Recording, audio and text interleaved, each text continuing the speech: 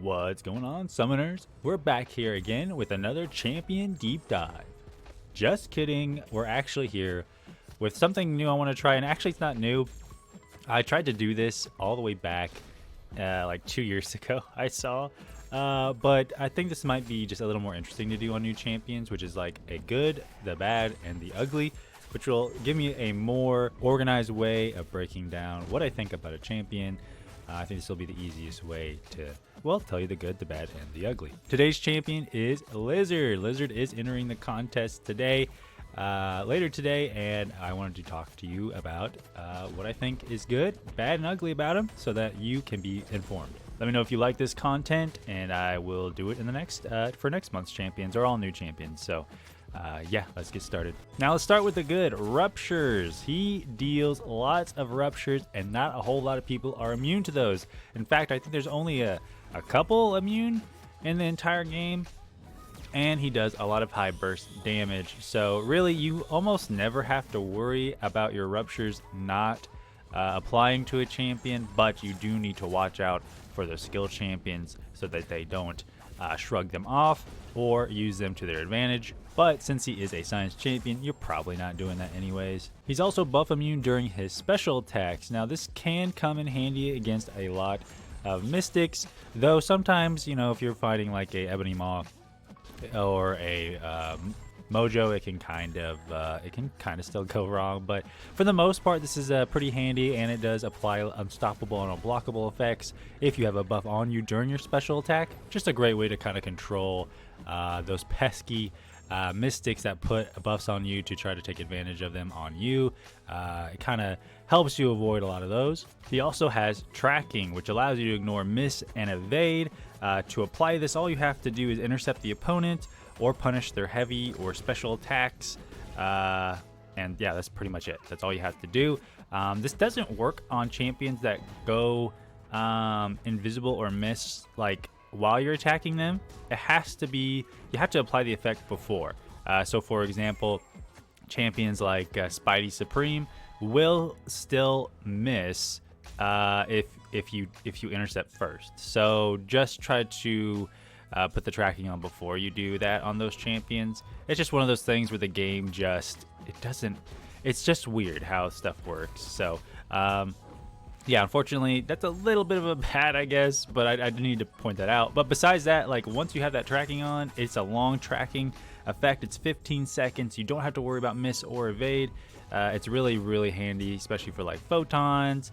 Like I said, Spider-Man Supreme. Anyone who goes invisible, you know, your Nikos, anyone who evades, your Spider Peoples, your Spider Ham, Spider Woman, whoever, right? He also gains a regen effect that increases your attack. This is great.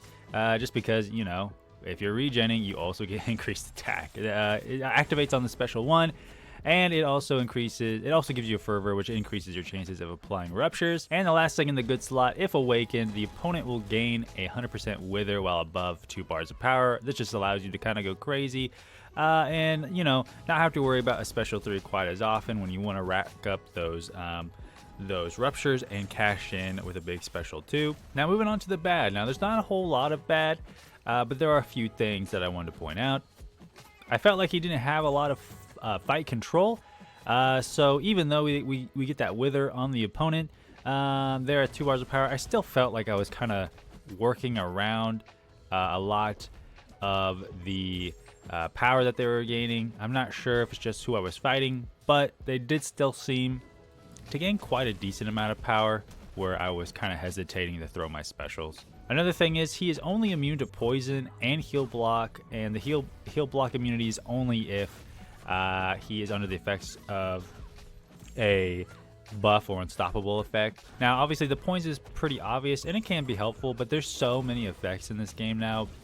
Shock, Cold Snap, Incinerate, Noble Flame, Rupture, there's probably tons more that I'm forgetting. And so sometimes certain matchups just didn't work too well. Obviously we have Neuroshock as well. He's not immune to that, and that's a huge part of mutant kits. Now he's not supposed to take everybody.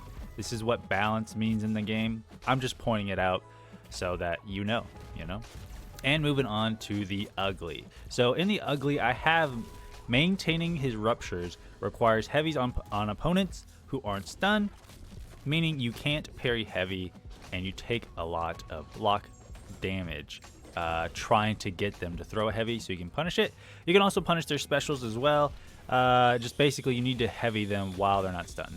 That's basically it. If you don't do this, your ruptures will fall off very, very quickly, and some champions just have a really, really, you know, hard AI to get to do that, or you just weren't able to put on a tracking and so they're invisible. Like, there's a lot of situations where the heavy just wasn't you know, working out. He does have a decently sized heavy range, so that's not a problem. But, you know, just finding those openings can be a little tricky, and like I said, if you don't, they fall off really, really quick. You can use his unstoppable to weave in some heavies when you do that, but also that you kind of just need to be careful of the opponent's power.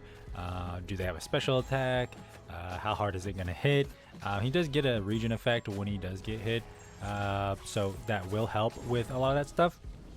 But it was just something that I really found a little annoying. It's probably the most annoying part of the kit, to be honest. It's not his fault.